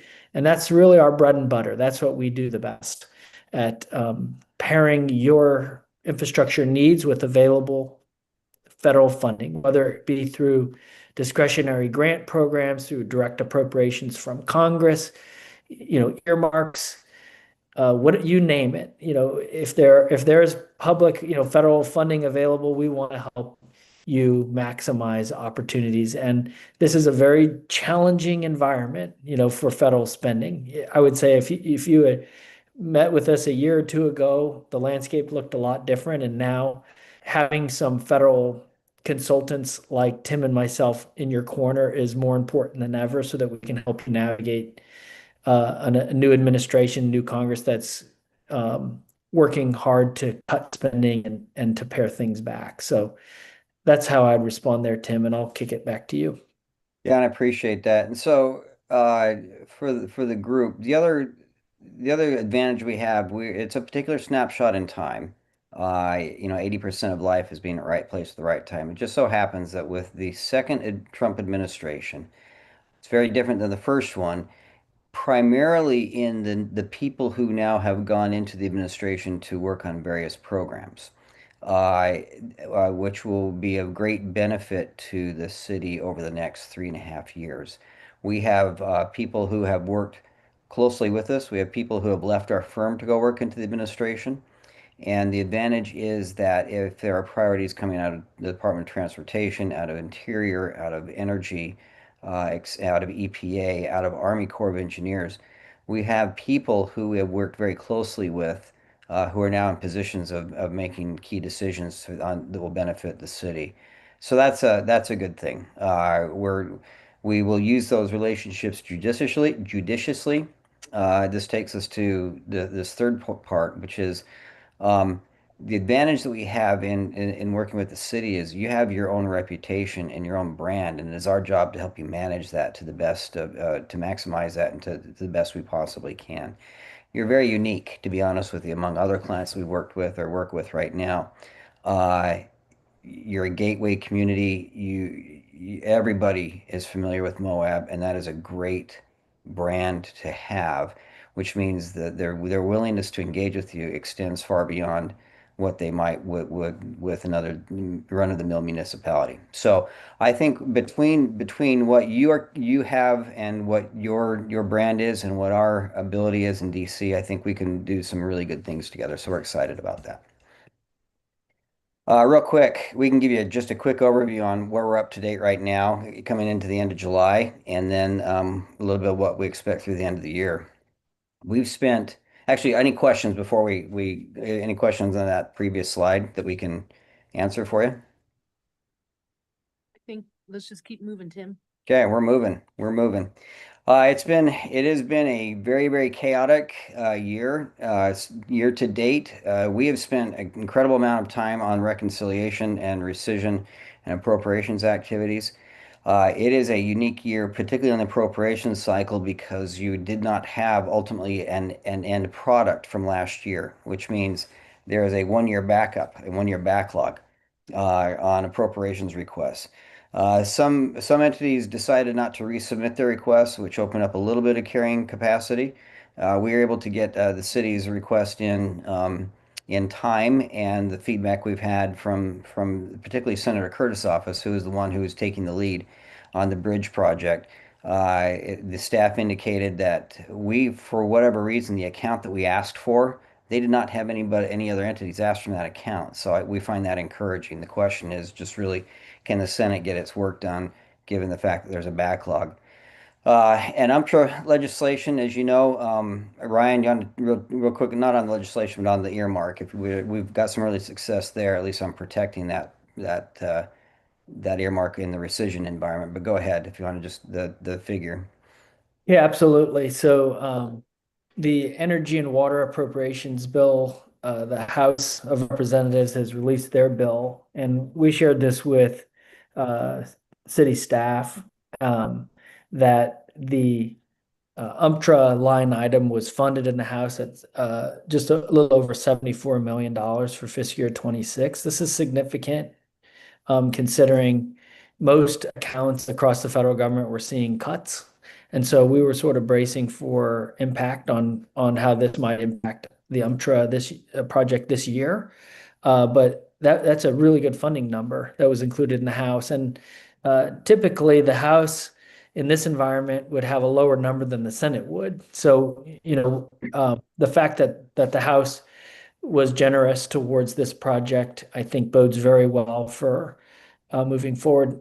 I think if we could sort of forecast challenges that may arise because of the partisan nature of the reconciliation and the rescissions package that the Republicans in Congress just passed. There's a lot of distrust right now between the Democrats and the Republicans on spending.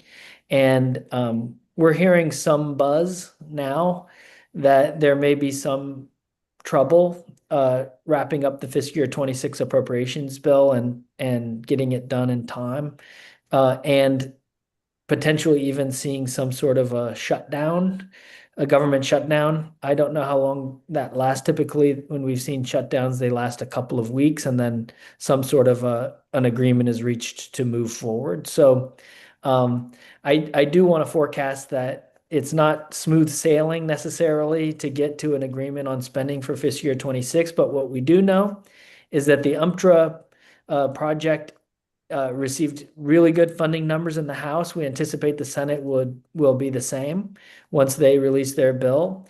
And then once, there are sort of bigger forces at play as to getting an agreement on spending for next year. But once that happens, we feel confident that UMTRA should be in pretty good shape. And we were really pleased with the outcome in the House bill. Yeah, at best we got a slight shave and a trim around the ears compared to some other projects. So we're pretty lucky but that also demonstrates that this is definitely a priority for the administration and for DOE. What that leads to then is into the other legislation. Obviously, this sits in Senator Lee's in his corral, so to speak, to round this up and get it out. We've spoken with the staff again recently. They are in the process of clearing out the fall calendar. We hope to be able to have a hearing and some activity there in the fall.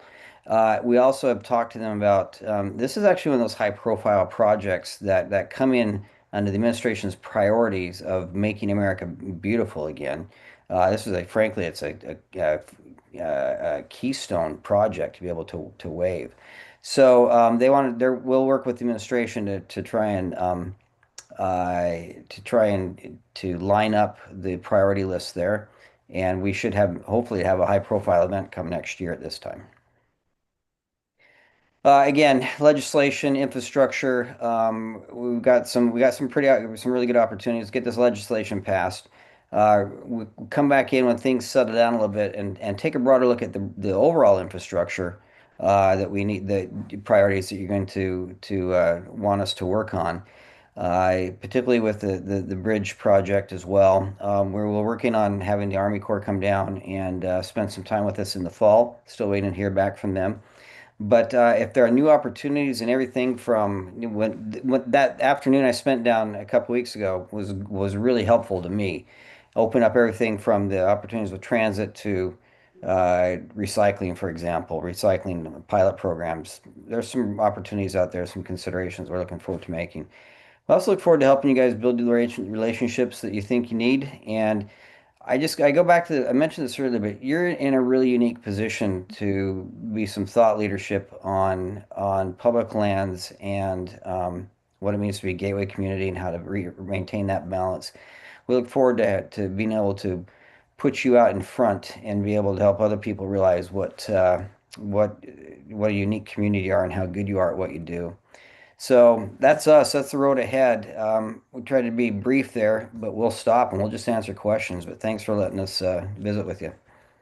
Thanks, Tim and Ryan. Questions for these guys?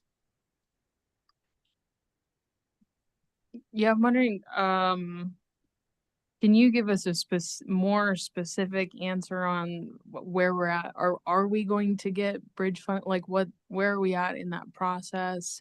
How much would we be anticipating getting? Can you tell us more specifically about what's happening with that?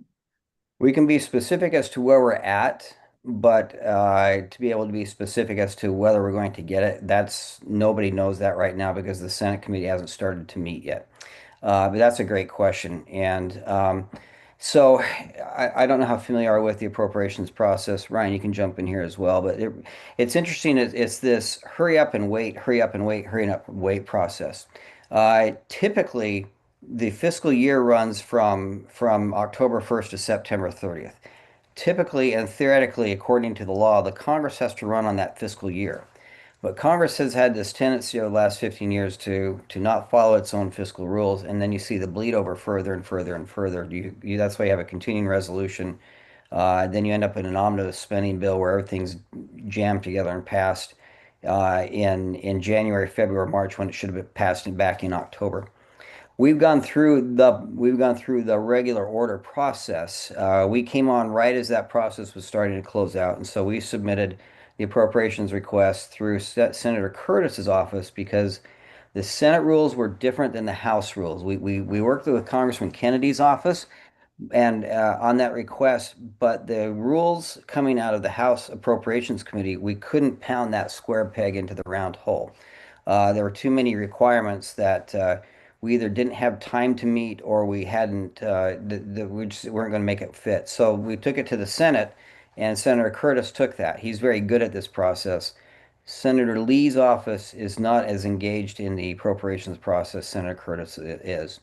So we wrote it, we submitted letters of support. The staff came back and asked questions. When we did the final submission, they came back and, as I mentioned, they said, "This is good. I think we can fit this into at least our priority list in terms of where it is a priority for Senator Curtis, submitting it forward."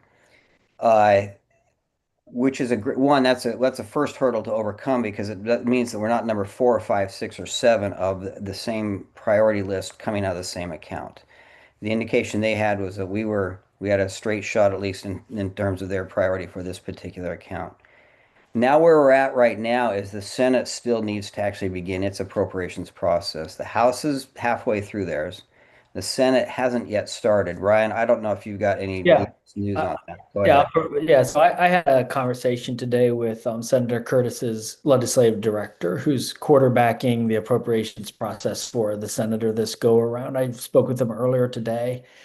In fact, today they released the first 3 appropriations bills lists of earmarks, and so it's not this account, but what we are seeing is that the appropriations process is starting to move forward. The military VA construction bill is set to be on the floor of the Senate this week. So there is some progress that the Senate is starting to move. I anticipate that we will have a better picture on the bridge funding in the next week or two. potentially as soon as that. If not, it will be in September, early September. But I think they're trying to move these report language out so we can see what's in the bill. And as Tim mentioned, getting the project submitted is the first hurdle, and the second hurdle is seeing the funding listed in the bill itself, which hopefully we'll have that in the next week or two. And then once that's listed in the base text, we're almost 80% there, and then it's just a matter of Congress reaching a broader agreement on spending moving forward. But I think we'll have a sense pretty soon on how things sit with that funding and what the funding level is anticipated in the Senate. Another sort of nuance, we're seeing generally in the appropriations bills that have come out in the Senate, the numbers that they're giving for earmarks in the Senate are higher than what they contemplated in the House. So, if we had to be put into one bill, one or the other, being in the Senate bill is a better place to be in terms of funding. So that's a positive as well. I think the one advantage we have is then Congressman Curtis was so closely tied to the problem. He came down, he saw it was within an hour, I guess a day of the flooding. He's very familiar with this. He knows that it is a priority, and I think the indications we've got is because it's a priority for us, it's one of his priorities as well. So that's kind of where we're at right now. We don't know much more. Theoretically, like Ryan said, though, this will be either by the end of July or sometime in September, we'll know where we're at. Thank you. Any other questions? I'd like to make a motion.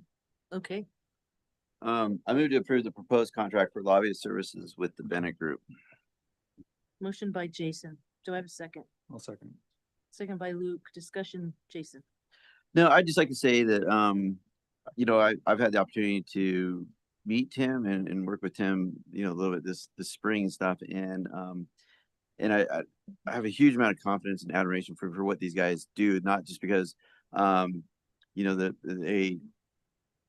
they're really smart about what's going on in Washington, and stuff. And I looked at they know, plus these guys know our area, really well. And I loved how when Tim came down here and we were talking to him about the mat, and how we don't know what we're gonna do, and Tim perks up and he's like, hey, we could do this. If you looked at this, look at this, look at this. And I think that for me it was like, wow, it's getting outside help to help us within our community, and it's really is taking up the level of service that we're providing to our residents, by working with people who know more than we do, and they know how to make things happen more than we do here and stuff. And so I think just that knowledge and who they know and how to get through the process and helping us work through the process, is the same benefit as us having legal representation, an accounting firm representing us, and or hiring an engineering firm to see what we need. These guys are that are someone for us to rely on to help us to get things across the finish line for our residents that we need, that we may not be able to see within the scope of what we do. So I'm excited about this, and I hope that that you guys can see the benefit of it as well. Luke. Yeah, no, I echo a lot of what Jason had stated there. I do think just developing this relationship with the Bennett Group really does open up a whole new field to play in that we weren't even necessarily aware existed. And it's a field that's a lot greener in terms of potential money that we might be able to bring into the community. So I do feel like this is kind of a sound move to make on the city's behalf. And ideally we will have a pretty significant ROI for this community. And yeah, I had a really great time meeting Tim, and was just overall very impressed throughout our interaction, and yeah, in support of this. Thanks, Luke. Anybody else? I can comment. I wish I could have met you, Tim, when you were in town. Apologies for missing that.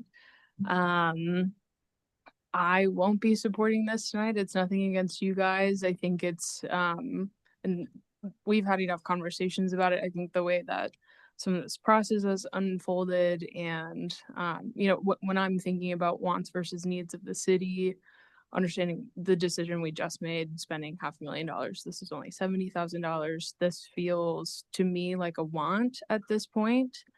I think that when, you know, I hear that, I think there's potential for ROI.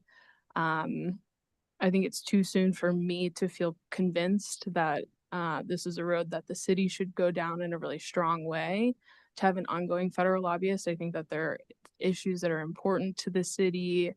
But the issues that I care about are, you know, things that happen directly here. And I think that a lot when we're thinking about when the community hears that we're considering hiring a federal lobbyist, I think that we as a city, as a council, are not in a place yet where we can take full advantage of having a federal lobbyist and be able to make statements on things other than flooding mitigation and UMTRA.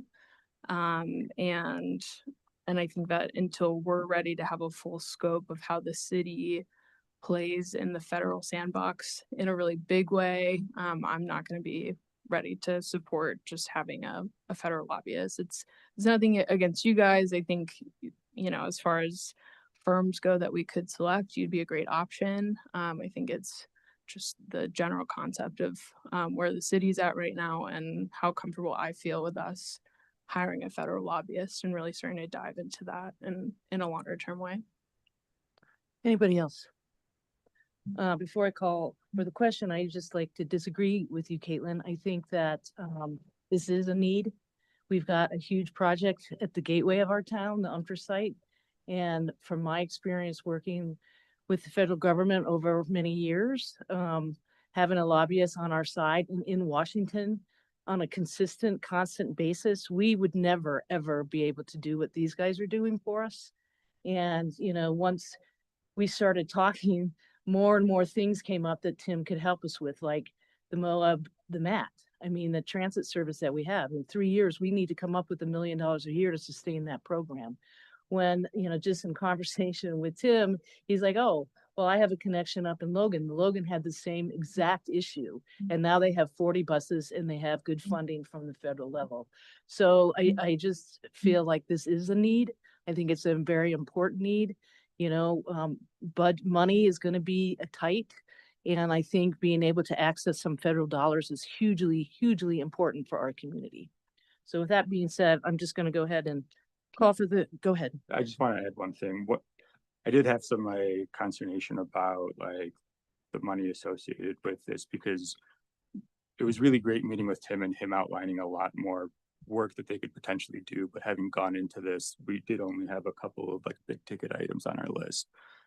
What I did find kind of comforting within the contract itself was that from my reading of it is it's not like a flat $6,000 a month fee. It's just a cap of shall not exceed $6,000 per month. So if we potentially aren't in a position to fully take advantage of their services, I don't think it's going to cost us like the full $72,000. And so really it's like we get what we want out of it type of deal.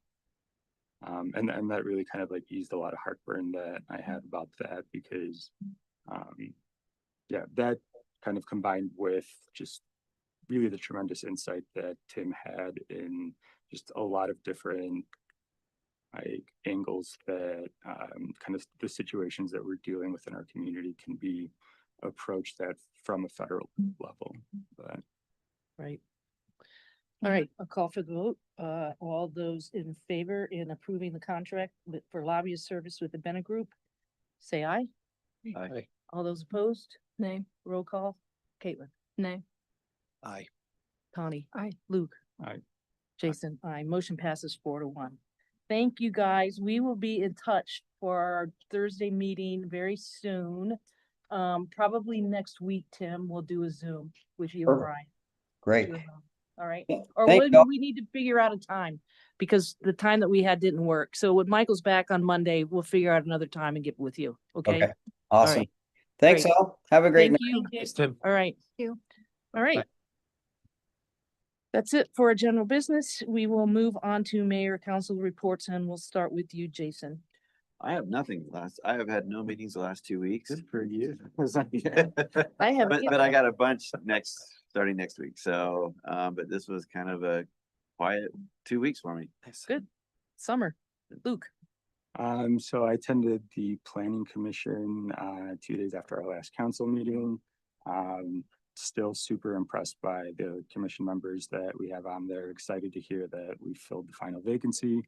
I think there's a really thoughtful and insightful discussion about the EV readiness ordinance.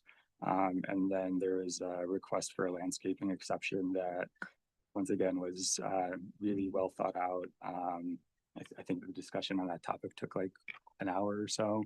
But it really shows just how much care the planning commission members put into their decision-making process. So just want to give them a shout out and the city staff who kind of helped facilitate and participated in that conversation as well. I attended the local homeless council. We unfortunately got a warning from Jerry Pruitt at Department of Workforce Services, where there's currently an ongoing issue of people's SNAP benefits getting stolen. And in a way that they have not figured out how to address. But in a lot of situations, basically, as soon as somebody's card goes live, it gets stolen. And there's no way of returning that money or anything like that. Like the best advice they have right now is basically don't activate the card until you're literally about to use it, and then immediately like try to deactivate it afterwards. From what I was reading online, it looks like the Secret Service is beginning to look into this because it's a nationwide issue that is kind of developing. In terms of updates from the free health clinic, they're reporting that showers for homeless are going to be available on Fridays. Their outreach, often in collaboration with Moab Solutions, occurs on Thursdays and they have a community luncheon. There was some concern expressed about the potential Medicaid cuts and what that might, or how that might impact the free health clinic. Mary McGann said that their county commission is exploring the possibility of establishing a homeless cooling center at the library. It likely won't be feasible this year due to budget constraints, but they're hoping that they can make it a reality for next year. I attended the MOP meeting last week where Arnie Holquist retired. That was his last day. It's definitely going to be missed. He was like a very integral part of that community, but he is being replaced by Daniel Lay, who I'm not too familiar with, but I've heard really great things about. And then we had a presentation about injection wells as potential water retention / detention pond alternatives and for flood mitigation. We got a presentation from the USU grad student who is going to be doing the 3D modeling of water resources in Spanish Valley. Really excited about that. A lot of the organizations there at the end of her presentations volunteered to connect with her to give her more data. And I think the thing that I'm most excited about is that at the end of her project, she's actually going to upload her model to a public website so that it can be used moving forward. And so from my understanding is like the more data that we're able to feed into these models, like the more accurate that they can be. So this will be like a very like significant resource for the city and really just like this general areas, future water planning. Really excited about that. And then attended a GWISA meeting last week where we kind of just went over audit findings. Everything looked great in that regard. Unfortunately, Ken's Lake levels aren't looking great. If usage trends continue, they will be short over 300 acre feet this year, which to quantify that in gallons is just shy of 100 million gallons. GWISA has already started pumping from one of their wells and will likely begin pumping from their other one. And in response to this entire situation, they have rationed their water down to 70% of like typical levels, and users who go above that will incur pumping fees. And then we had a couple of representatives from Thompson Special Service District coming and requesting help from GWISA in terms of getting their SCADA system up and running. They currently have a moratorium on hookups that was imposed by the Division of Drinking Water. They need to be able to prove that they have enough water to be able to supply the needs. So GWISA is going to kind of be going over some of the financial structures that they have, as the way that things are set up right now. They're at a negative cash flow. And then Thompson has also requested to ultimately be taken over by GWISA. That's something that's still in its like very early preliminary conversation, but they just don't have the resources there. They consistently can't get a quorum at meetings, and so things get delayed and delayed and delayed. But yeah, we're not sure how that, like what direction that's going to head in, but that is it in terms of my meetings. Thanks, Luke. Tony. Yeah. Actually, the only meeting I attended was the USU advisory board meeting, and there's a lot going on at the university. Mayor mentioned last meeting about the ESL course completion. This is the third completion, and 102 students have graduated from that program. It's not a degree program, or it's not a credit program, but 102 students over the past 3 sessions have graduated. Some of the students had some hesitations for a gathering after the graduation, but they decided that this was a milestone that they had reached, and they were happy to have their little get together, and they were really pleased with that the mayor was there. And there were students in this group from Turkey, France, Latin America, and I believe Letty said one from Russia. And let's see. A couple of the students that graduated were interested in becoming EMTs, and another wanted to get their GED so they could go into nursing, which is great. I'm having a hard time with the glasses and the print that is minuscule. I can't help you. I need a magnifying glass. The university would like to start a concurrent enrollment program for the EMTs. This program is working in Blanding and Price. The thing that is holding them up is looking for an instructor for the class. So it likely won't start until next spring or fall. It's 160 hours for concurrent enrollment, and there will be positions held for adults if it doesn't fill up with high school kids. And let's see. The search for a new president for the university has begun, and the applications are online and they're due by September 12th. So if you want to be the president of the USU, get your application in there. And they have made that a more private process. They thought that being so public, it didn't attract as many people as it could.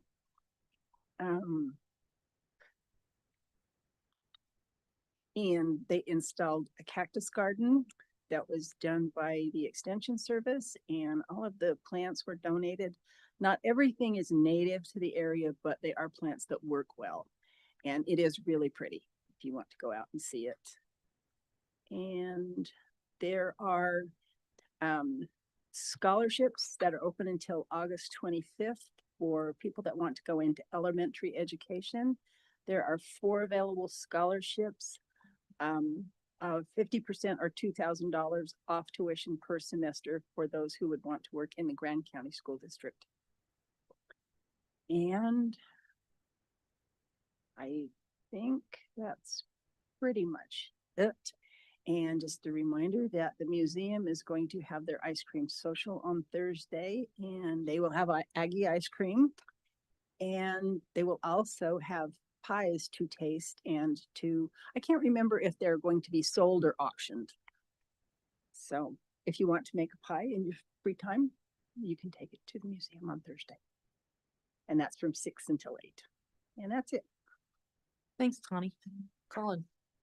On the 15th, I met with Alexi and Michael and UDOT, Jared Beard, and to talk about pedestrian safety enhancements to the Main Street area of Moab, and also to share with them our new policy on high visibility crosswalks. It's really great and informative discussion. One of the things that is happening soon is we did learn that in the next 2 weeks, I think the first week of August, I believe, the bump outs on Main Street are going to go in for that pilot program. Great. So look forward to that. And then that evening, I attended a commission meeting. And then on the 16th, there was a solid waste meeting. The solid waste just submitted a grant to help improve access to glass recycling in our small and remote community. And then also really excited that the compost program is about to kick off. The composter should be here sooner than later, commercial composting program. And that program is going to be very well received in this community, and really look forward to that. On the 21st, the non-motorized travel management plan had its business stakeholder meeting. I guess that was just last night or the night before. In preparation for this meeting and Pat's presentation, I did go through the Parks Master Plan. And the thing that stood out to me relative to this non-motorized travel management plan is that, one of the highest priorities in that plan is, 60% of respondents in one survey said, the greatest majority of respondents said that they were interested in more walking and biking trails in Moab. And so, that's almost exactly what this master plan is looking at, and how to really connect things and enhance the walkability and rollability of Moab. And so, it is a really timely planning process to be going through. So that's it for me. Thank you. Caitlin? I don't have much. Unfortunately, I missed an LPC meeting last week. I was traveling. Do want to push though, the Housing Task Force is having a housing town hall next Wednesday, the 30th at 6:30 at the Mark. We will be talking a little bit about the housing survey we've been running, but mostly it's a town hall conversation with city, county staff, and kind of affordable housing and market representatives in the housing and development world, all coming together, having some conversations about where the market is at, where we're going, what the priorities are, what's working, what's not. And then intention is for at least half of that time to be more of a town hall Q&A structure, inviting the public to come and ask housing experts about kind of what's going on. This is part of the task force larger initiative to just interface more with the community about housing. There's a lot that's going on. There's a lot that isn't going on. And so we're trying to do more on a more regular basis to get that information out there. So 6:30 next Wednesday. Yeah, really excited about that. So that's it for me. Thank you. Had an UMTRA meeting today. Did you mention that, Colin, in your report? I did not. Colin and I were at the Moab steering. Yeah, you were there at the Moab Tailing Steering Committee meeting today. It was very well attended. We got a lot of updates. And interestingly enough, Senator Lee's staff, Joel Brown, and Congressman Kennedy's staff, Ron Dunn, were there. And they didn't even know about this appropriation request for UMTRA at 74 million. So we got to share that with them. They were surprised as well, being how the conditions are in Congress, that we were able to get that amount of appropriation in the bill. Hopefully it'll stay. They do plan on being done, have all the contaminated dirt and whatever's left over. I guess they have a name for it. I can't remember what the name for it is, by April of 27. So with that infusion of money, hopefully they'll get that project completed sooner. Connie and I have a special healthcare special service meeting tomorrow to talk about a few things. And then Jason and I also, we attended the chamber meeting tonight. It was a business social, very well attended. Also, Big made a presentation. I gave a little quick 2-second talk because we were late and we needed to get here. So that was good. And also from Michael, I mean, he doesn't know I'm telling you this, but I'm telling you this.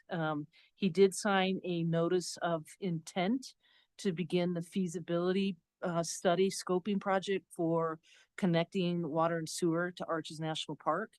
They are paying for it 100%. We just wanted to make sure that we were the lead in that study. And so he did sign that agreement. I'm pretty sure that that's gone in effect. It's non-binding, doesn't cost us anything. That's why it didn't come before you guys. If we move forward, there'll be a lot more discussion about that. And then last August 12th is our next scheduled meeting, and it is canceled. So we will be not meeting again until August, I believe, 28th.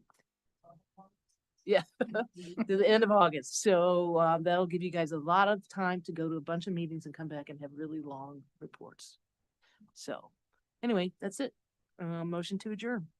So move. Second. Right, we're adjourned. Thank you. Thank you.